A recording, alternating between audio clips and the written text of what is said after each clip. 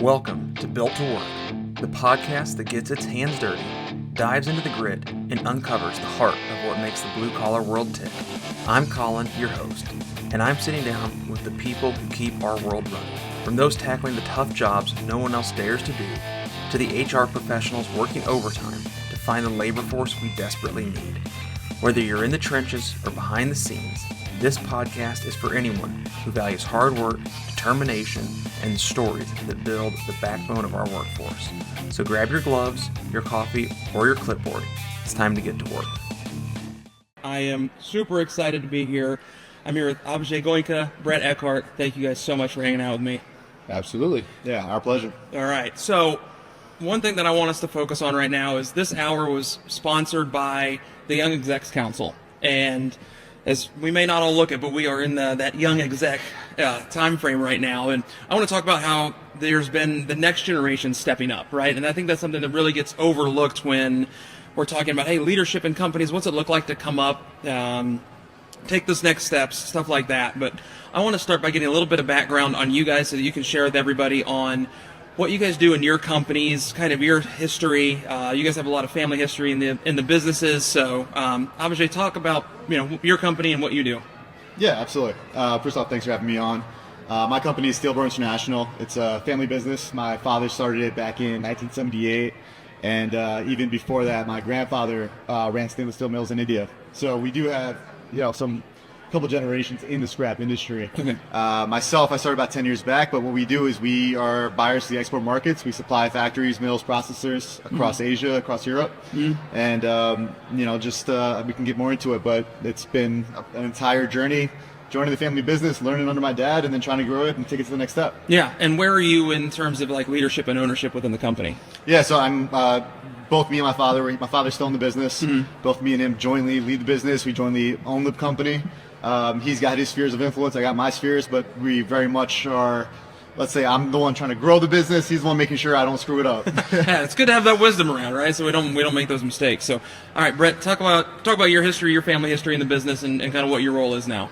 I think I'm similar to, I'm a third generation. My grandfather started in 72, so not even that much earlier than where you guys started. And my grandfather was bought out by my father in 97, and at that time they sold 50% of our business to Schnitzer Steel, and that was how my dad got the capital to buy my grandfather out of the business, which was capital, but it was a lot to him at the time.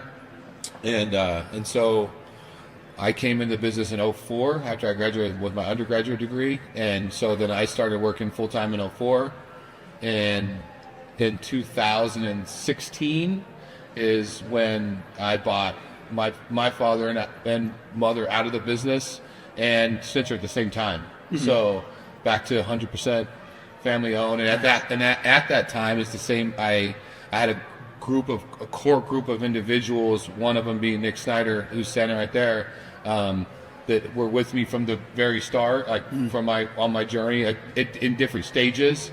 And so I think there's 8 of us now total, 7 or 8 of us. And I basically just gifted them 20% of the business. I said, if you guys are going to want to go on this ride, then, we got the work done to buy out my parents. So it's 100%, was at the time 100% owned by me. Yeah. And so then I took 20% and broke it off and said, you guys now own 20% of the business. Let's go build it. That's awesome. That's great. So you both have great stories, and I've come into ownership and leadership in a little bit different route than you guys. I started a different industry and built and sold a business, and then bought into this industry. So, and I've got a co-owner as well, Adam, who's not here on the stage with us, but similar to you guys, we've transitioned businesses from previous owners to new owners, new leadership, and that presents a lot of challenges. So.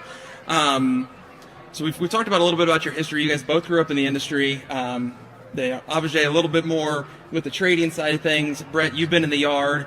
I'm totally, I don't get dirty. So, we noticed. Yeah, I know. I'm too pretty. So what's been one of the biggest, surprises or challenges that you've both faced on moving from, hey, I'm kind of the next gen kid, or I'm starting as, as the kid, as the son, to now I'm a leader? So Brett, why don't you answer that one first? What's been the biggest challenge you've seen as that?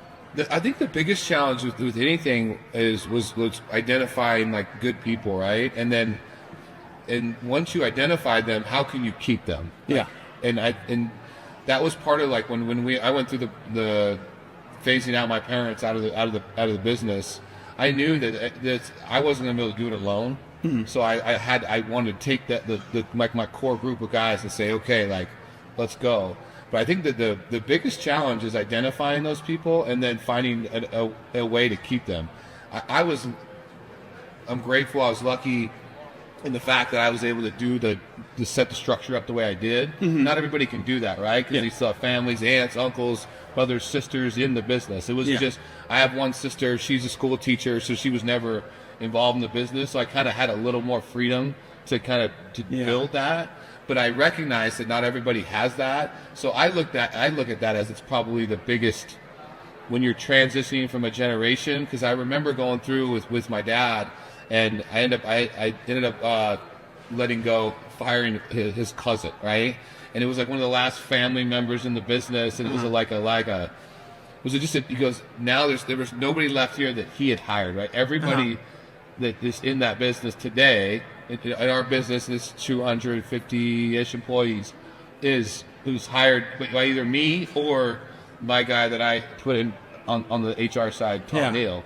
He's either hired them or I've hired them, right? So they're now kind of, it's our team that we've built, and that's it. And that takes time to make that transition, and that to me is probably the biggest challenge. But definitely one that's like once you do overcome it and you get through it, is also like the most gratifying piece of the puzzle. Yeah. So I've had some similar experiences to that in terms of, since we acquired our business, there was a lot of people that have been in the business kind of since a very early point in time. And, we're very fortunate that most of them are still with us, but it's taken that time to, build that trust, earn their respect, earn their trust over time, so that you feel like, hey, they're loyal to us, they're loyal to the company, like we have that working relationship, and we haven't just gone like, you're old guard. Yeah, gotta go. That can be a challenge with some transitions. So I'd love to hear what's for you, like what's been the toughest piece for you? Oh, it's interesting hearing your story, because I feel like you've gone through the journey. I'm very much in that journey. I'm in the much more nascent stage. I'm 10 years into the business now. I'm just at the stage where I've earned enough chops where what I says has some gravitas to it. Yeah. But I'm not the leader of the business, right? I'm one of the leaders of the business. So every decision is still me and my dad, and we're not always on the same page. Oh yeah, right? I went through that for a while. So like the big challenge we have, me and my dad, luckily, we have a good working relationship. We think about things the same way. In a lot of fronts, our risk appetite and our ambition is very different, right? Obviously, he's been in this for 40 years. He's built a great company. I'm blessed. I'm walking into an established company that's doing fairly well. Yeah. But I want to take it to the next step. And he's very much like, no, we're good. Let's keep it here. So now when we start looking at risky decisions, risky appetites, and everything requires a good team, and that team is hearing one opinion from my dad, another opinion from me, that's where it gets a little confusing. How do I navigate it? How do I get us on the same page? How do I get my dad on the same page? And then how do I get my team to be on the same page? It's not just my dad listening to his son, right? No, this is what we got to do. Yeah. Let's rally the troops and get there. Yeah. So that's really what the journey I'm on right now. It's like the story of the old bull and the young bull. Like everybody's heard that analogy, right? Yeah, like absolutely. I can go into the details, but you guys probably know it. But it's the same thing, right? Like at the old bull, like they're like, let's just walk down and like take our time and be methodical. That's the old school. They've seen the journey, right? Yeah. And we as young, like when I the stage you're in right now, I went through it, and it was some of the most trying times with my dad. Like I've been people think like Orange County choppers when like they're fighting and like. Throwing down some the of those pulse days, right? And it's real. But it's you both want the same thing, but you just have a very different approach of getting it. Like I was more aggressive. I want to buy this yard. I want to do this. I want to put that piece of equipment in. I want to go as fast as I can, as hard as I can. He said, whoa. Who's going to do this? How's that going to happen? Like, what's the where's the capital going to come from to do this? And but you want the same thing, and I was grateful my dad wanted me to have success, and luckily my dad was able to give me like enough rope to either hang myself or to have success, right? Luckily, I found some good people to help me out, but that's a real battle, and I think more people don't really realize, like, that's where a lot of businesses go sideways. Like, one leader saying this, the other leader saying that, and they both want the same thing. They got to communicate a lot better. That's one thing I wish I could. If I could go back and do it again, I could smooth out a lot of that by just being a better communicator with my dad and saying, like, and being more patient with him. Yeah. Well, that brings up a great one. Kind of one of my next questions is, you're able to look back at 10 years ago, 15, 20 years ago, when you're first starting the family business, starting to get into leadership. Like, what's one piece of advice, like, now you would give younger you about stepping into leadership within a family business or even a non-family business, just stepping into leadership at a younger age? Like, what's one piece of advice that you would give yourself? Give me a second. Yeah, go, Abhijay. For me, it was very much, listen, stand on the shoulders of giants, right? You want to move fast, you want to break things, you want to leave your own imprint on it. I came into it a little cocky. I've worked in a couple companies before. I thought I was bringing something brand new to the table, and I was going to immediately take it to the next step. But there is something to, you got time. At least all of us here, we're going to be in this for the long term. Let's understand where we're coming from, understand what's made us great, and understand where your core skill sets are, and work with the family, because you work with, for me, my father, and understand where the relationships are, what levers have we been successfully been able to pull to bring that success, and then figure out how to use those to bring it to the next level. But take your time, and communication. Communication is the number one biggest thing. When you're working with a team, you don't want to show that those conversations, those disagreements in front of everyone. Right? Get on the same page, and then lead the teams together.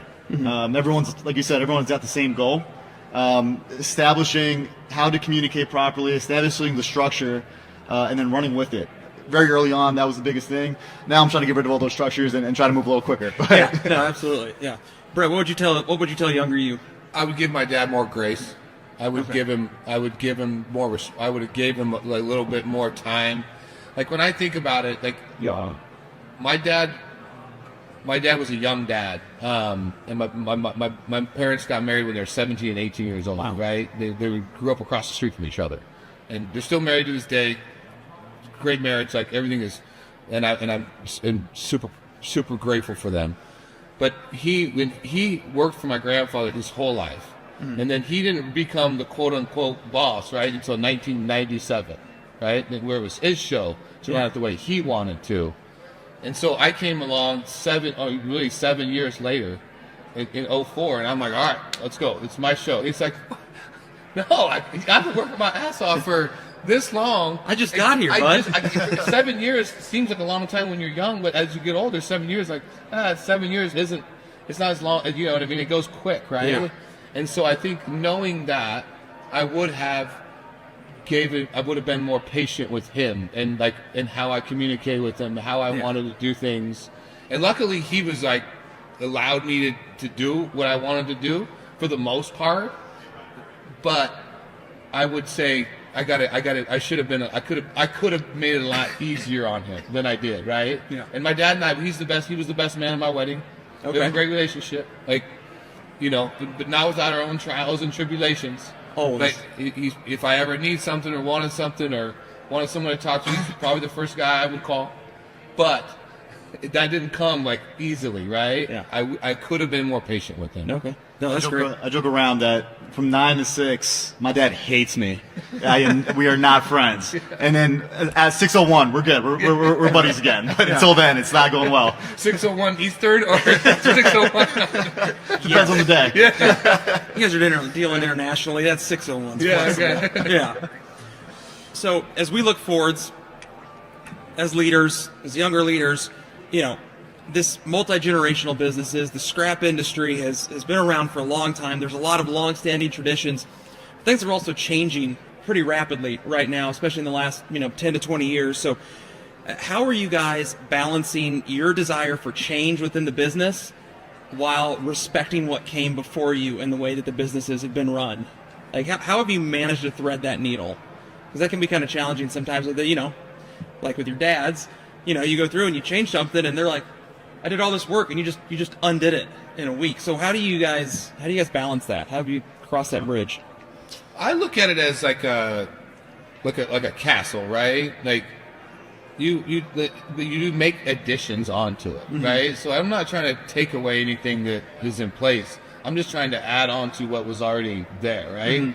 I want to make, add an extra room or an extra, more space on the backyard or whatever the case may be. I look at it as like I was given like a grand opportunity that most people will never be given in their lifetime. So it's really my job to just add on to it and not go and try to wreck it and build a new building. Like I look at it as I have to figure out the way it was done, which is what got us to this point, which was what built the foundation, and how can I add onto that and what else can I bring into it to just make it better?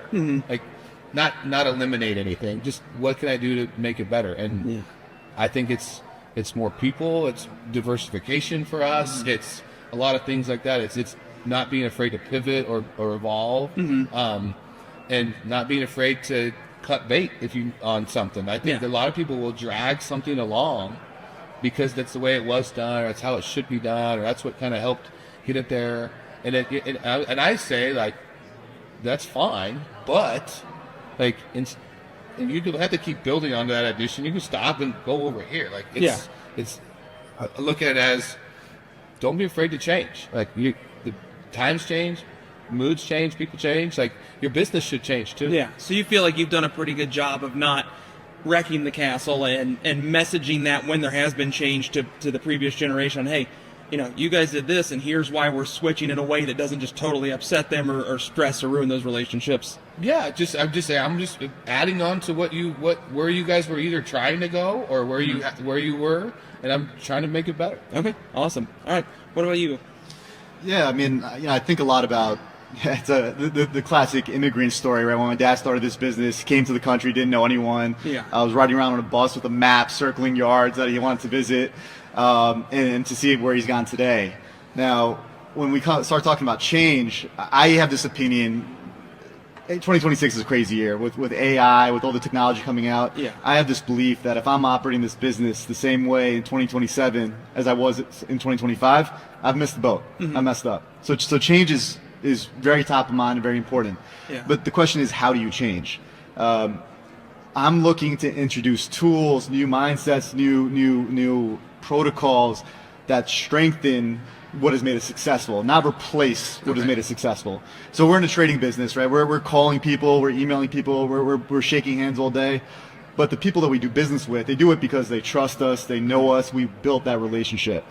Now, if I suddenly try to change everything and go, hey, we've got 1,000 people working for us. These are all, AI bots. We'll quote you so quick, right? So fast, instantly.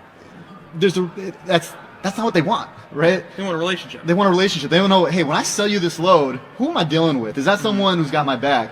So no, I got to find ways to use these tools to make sure I don't risk that. But I make it better, I make it stronger, I make it more transparent. If you've never met me, somehow I've introduced tools that now when you're meeting me, you know what we're about in a better and a quicker way. And that's where we bring success. Yeah. So that's what we're trying to do. Okay, that's great.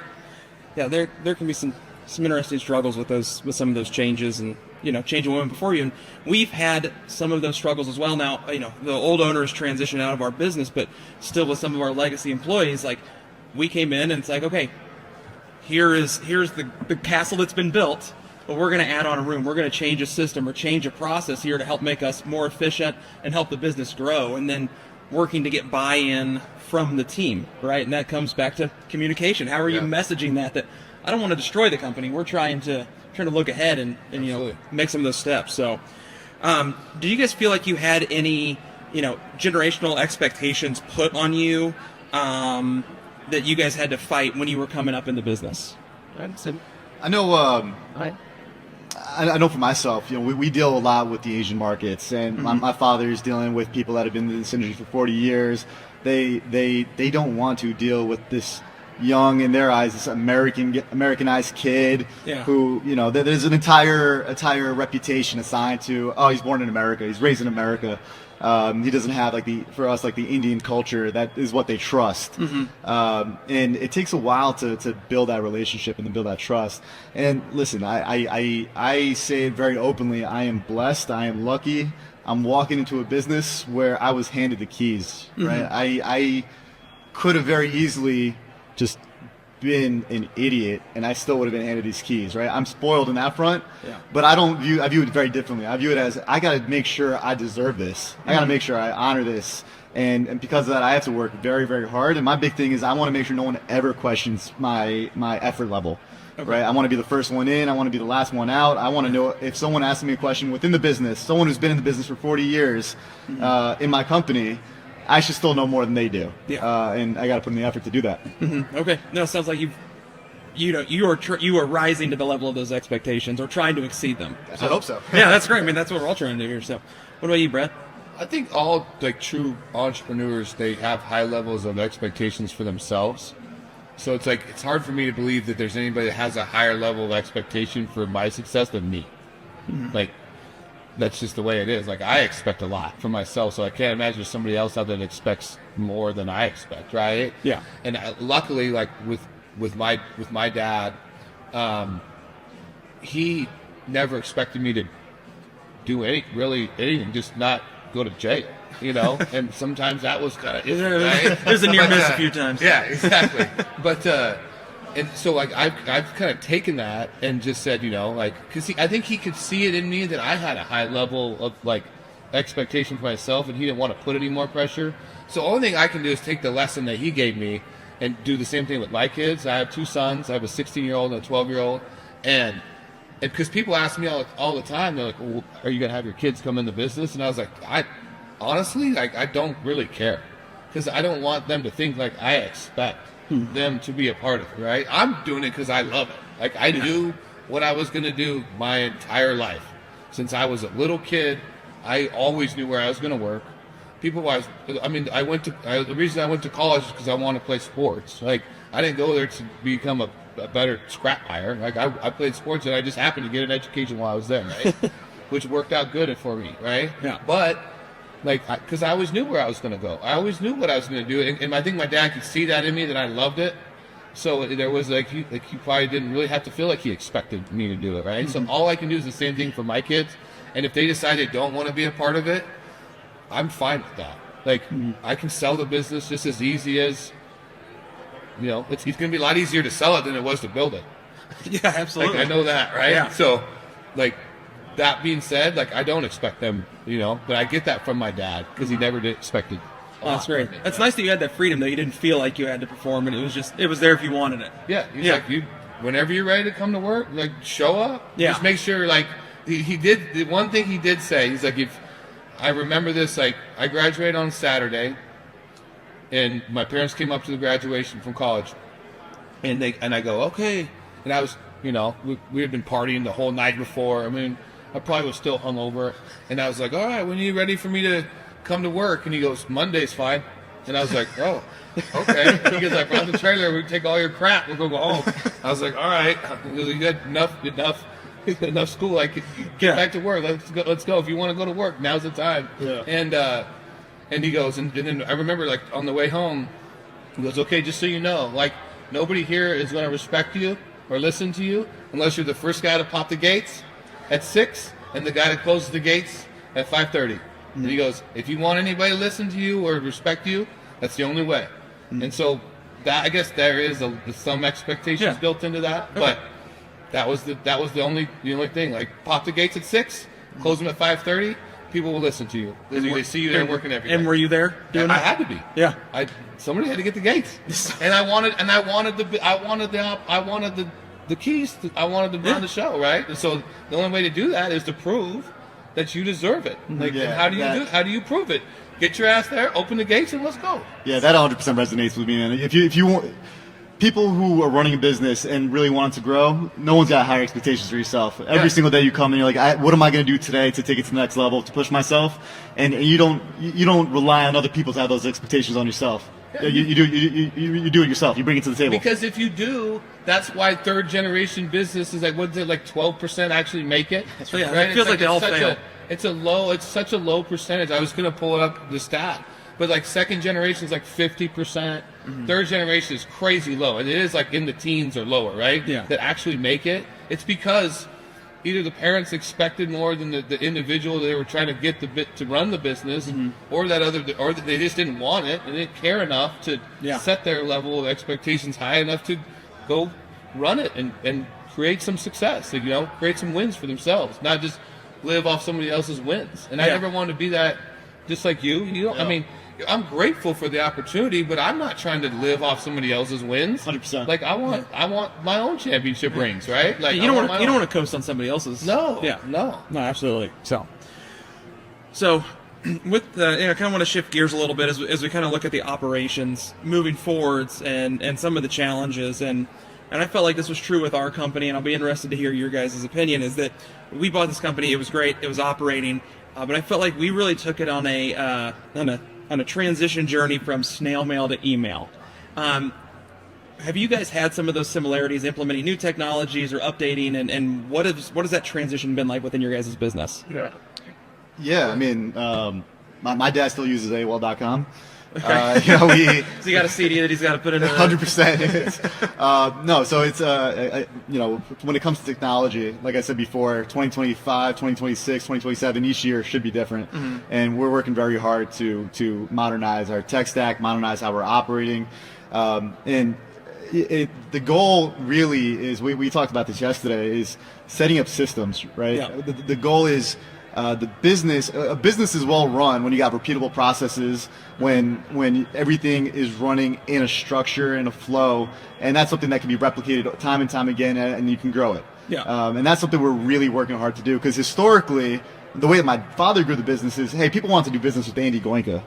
I need them to want to do business with Steel Bro. Absolutely. And that's what we're working really hard to do, and I think technology is a big part of that as well. Yeah. So you said two things there that I kind of want to highlight, and first is since we're talking about transitioning businesses, right? If some point you want to exit the business, you guys want to sell, if there's not a next generation to come up, the businesses only have value if you're not the guy. So just like that, they want to do business with Steelboro. So I think that's great that you've been instrumental in that.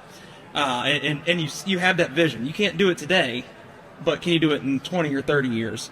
But how have the people that have been in the business longer than you, how have they been receptive to you trying to update the tech stack? Has that been a fight? Have you had to make a really good case, or are they just kind of trusting you blindly when you come to implementing those new technologies? I have the trust to implement new technologies, but I don't have the buying's not the right word. They're not doing it. Right. Okay. If I need them to update the ERP with who they call today and what opportunities are, that's not happening. Uh-huh. So that's where the struggle lies. I'd love to hear like both of your stories and how you're doing it, but I'm trying to figure out how to work around the reluctance. Okay. And still achieve the goals. Yeah. And setting it up for the future. Right. Lay the foundation and allow the transition to take place slowly, but surely. Because in the long run, as you said, it needs to be done. Data's key these days. Those workflows are key. But you can't teach. What's the phrase? You can't teach an old dog new tricks. Yeah, something like that. Yeah, absolutely. What about you, Brett? Nick Snyder's standing down there. He's kind of our big technology guy, right? I mean, anything that's like when we put in ReMa, which is now ReSpark, a couple of years ago, he was right in the middle of it with our CFO Brian, and like that was their deal, right? Mm-hmm. Anything on the tech side, like I basically just kind of defer to people that have a better grasp for it than I do, that understand it and they see the value in it, and they like say, hey, this is a direction we need to take a hard look at, and I'm basically just there to support them. Like I'm in a position in my business right now, which I was in your position, and I've kind of worked myself into a position where all I really do is just clear obstacles for other people. Yeah. Like that's really like my only job now. We have a few different businesses.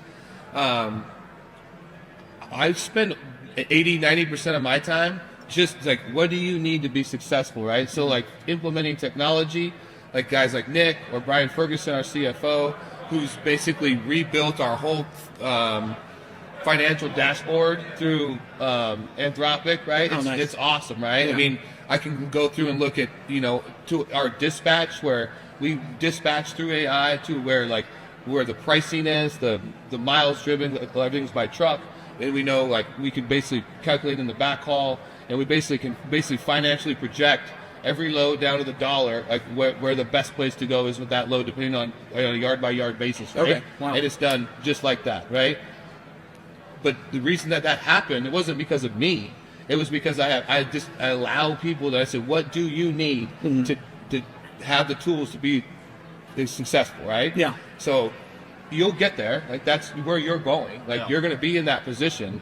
But right now you got to be able to do all the jobs, right? And then once you can do them all, then you spend all your time basically scraping obstacles, scraping rocks out of the way to make their drive smooth. Like that's, and I actually love that about my job. Like I kind of like that chief obstacle remover. Like that's really my job, right? Yeah. I feel like you've summed up ownership and leadership within the business world, accurately. And I so many times businesses, well, we're all here to make money. Like businesses solve other businesses' problems. They solve people's problems. But once you get into that ownership and that leadership, like your goal is just to clear the way so that your employees can do what they need to do and operate. Yeah, you give them the vision. Like, this is where I'm trying to get to. Like, I want to build, at the pace that the opportunities present themselves. Right. Like that's as you mature in the business, you are able to slow down a little bit and you just wait for the right opportunities. And then because you've seen them now come through, like that,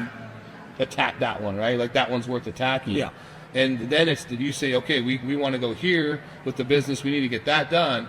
What do you guys need to get that done, right? And then let me go get it. Like, let me get these out of your way. Let me get you the equipment you need. Let me get you the facility, whatever that is, so we can go there. Mm-hmm. And a question for you then. Have you ever run into a situation where your team are unable to identify what's holding them back?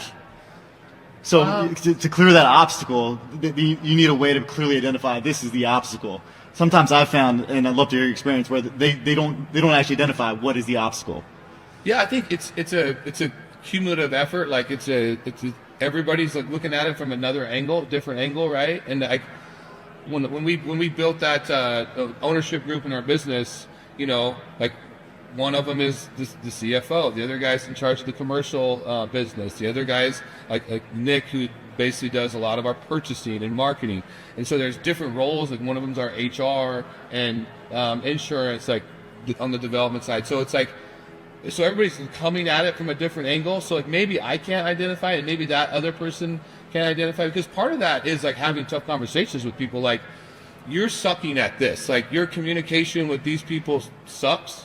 So we need you to be better about that, right? And it's not coming from a place of like, we want you out of here. We just want you to be better. And this is what this guy's noticing, this guy's noticing. So like, let's make you better. So it's not necessarily I have to identify it. It's just that your group, the people that you trust their opinion, they have to help you identify it, and then you just listen to them, and then that's right.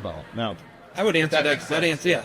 I would answer that question too. Is they come to us with the problem, and then it's really asking more questions to get down to what is causing the problem, and how can we then solve the problem for them, right? So early on when we bought the business, we're shipping supplies out to our guys in the field, whether it's PPE or torch tips or whatever, and they're like, hey, these supply orders are just taking too long to get there, right? They're taking 2 weeks before they get shipped. Like, what can we do?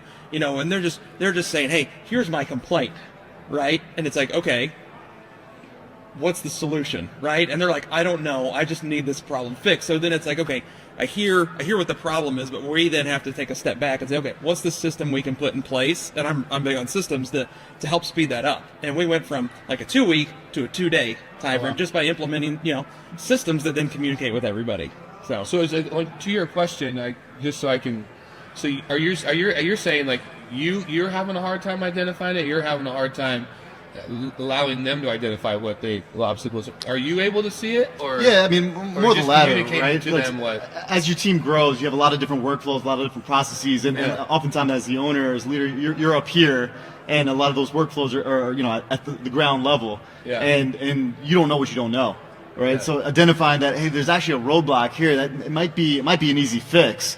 But setting up, I guess, maybe the systems to have that information travel up, to have the communication, so that way that there is a problem here, there is a blockage, and there's something that I can fix this issue, make my team better. But sometimes you just don't know about it. You don't learn about it, and they don't also realize that they're going slower, or they're having more trouble than they need to be. Because of you're like, if I would have known, I would have taken that out for you. That's right. But I think it's like communication, right? Like, like I need to know. Like, if they know that that's your title, like, or they know that that's your job, and that's why I tell people, like, my job is to make your job easy, right? Not put more pressure on you. Like, my job is to take pressure off of you. Yeah. So like, that's what I spend my time doing. If they know that shit is your job, and that's kind of how you contribute now to the business, then they're a little more willing to open up and say, okay, if you're saying your job is to make my job easier, this is what I need. Yeah. And then That's fair. Yeah, for me, it's just asking questions. I just keep asking questions until we get down to the root cause, right? The problem's right here, but they're still complaining about up here, and we have to get 5 or 6 levels of questions deep to find out, okay, that's the actual problem. Now, how do we solve that problem? Be a good question asker. Yeah, that's a huge leadership skill that especially anybody younger coming up in the business can learn, is learn to ask questions. That's good. That's a good point. I like that. Yeah. I have a question for you, Brett, that I noted down here. So Abhijay and I are both kind of working to extricate ourselves from being the guy within the business. Now, anybody that's been on social media in the scrap industry has probably seen your face more times than they care to admit.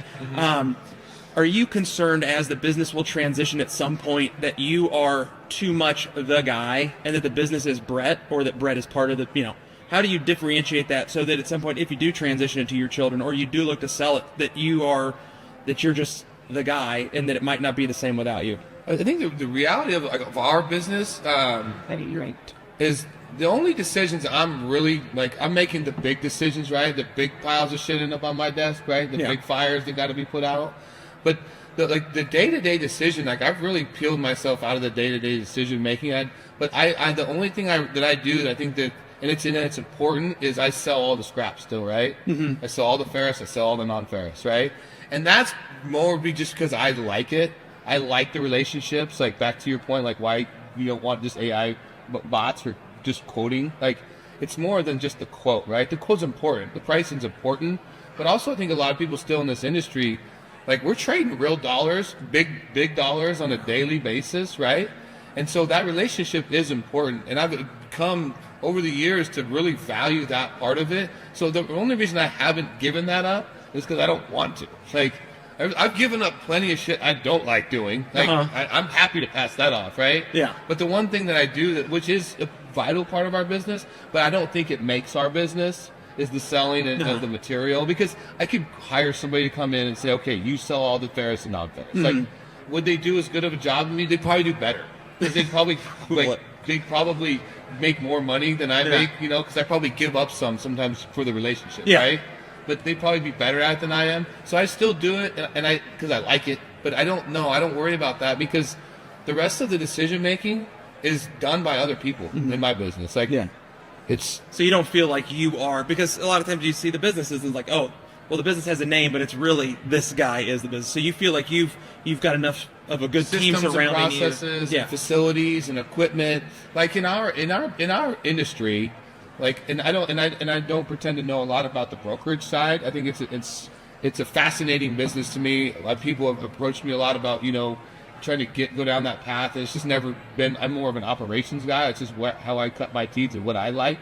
But like, I think from a quote unquote like scrapyard standpoint, like, it's your facilities, it's your flow, it's your margins. It's like that carries a lot more weight than the owner operator, right? Yeah. Unless you're like in the day to day, like you're running the shear, you're running the excavator, you're in the middle of it every day, then maybe that's different. Like, if you're sitting there squeezing out, making the money, but that's not really my role. I mean, I think we have 8 scrap yards, a bunch of pipe yards and trucks, just a bunch of different businesses. But so I'm really not involved in the day to day of a lot of it, right? Okay.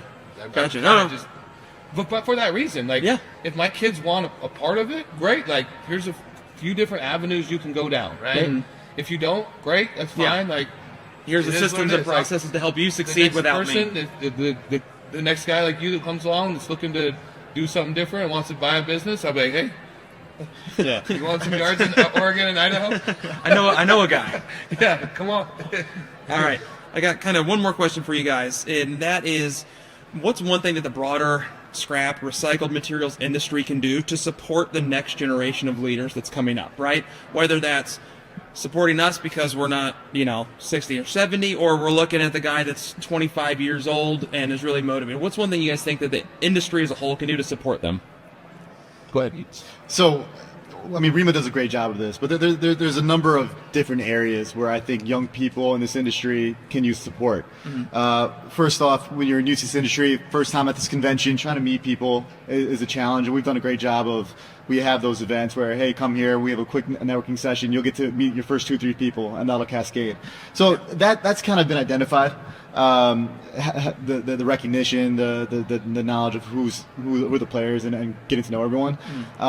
I think the education piece is huge, right? I'm coming from a perspective of how to make a business go from a small business to a medium-sized business to a larger business, right? How do you take a business that is run by one guy to being something that is in a position in 30 years to sell, right? And how do you build that game plan in?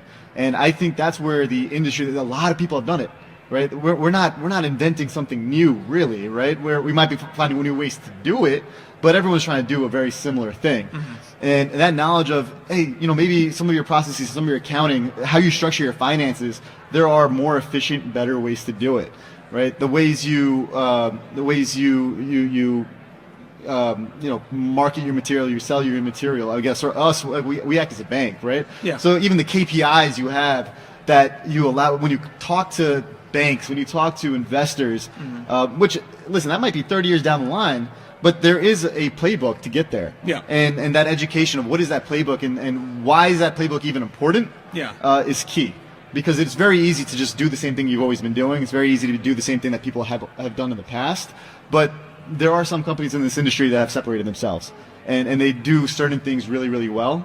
And learning that playbook, having that education passed down, that's what this industry is very good at, but can continue to be doing very well for young people in this industry. Yeah, absolutely. Hey, I think you highlighted on something else that's really a passion of mine is business transitions. I kind of dabbled in that for a little bit, and look, but setting that next generation up through education and through those systems and processes so that the business can transition. It can be sold, it can be passed on, and it not just fall on its face. So I think that's great, and we need to be able to teach the next generation, here's what you need to do to succeed, to separate yourself from the field. So what about you, Brett?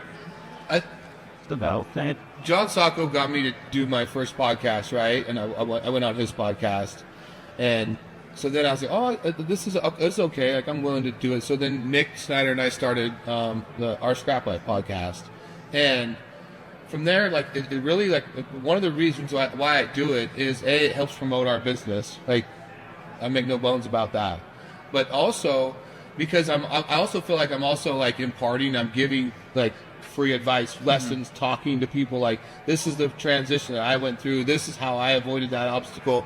This is why I set my yard up this way. Like, I used to do a lot more of those posts. Like, I moved my shear here so that I could be close to loading rail here and trucks, and just trying to like, if I could help somebody avoid an obstacle, like, that's out there trying to like figure it out, because it used to be hard to find a picture or video of how people would lay out a yard. Yeah. And it was a very secretive industry, right?